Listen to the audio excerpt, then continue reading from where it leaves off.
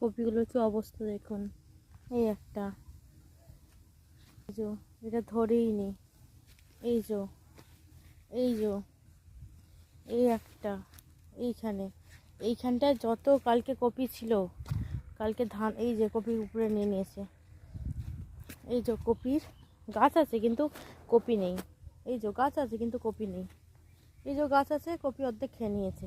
কালকে বাপির ধান কাটা ছিল বলে জমিতে আসতে পারিনি। এই একটা, এই একটা, কালকে যত ছিল বাঁদর পরে এক পাতা বাঁদর, 100-150 খানা কপি সব এই জমিটার পুরো সব কপি নষ্ট করে দিয়েছে, সব খেয়ে নিয়েছে এরম করে উপরে উপরে উপরে।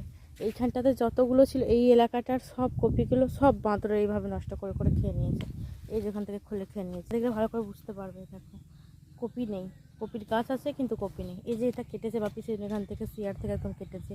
এই বাঁদরের জমিটা এই পুরো এইভাবে নষ্ট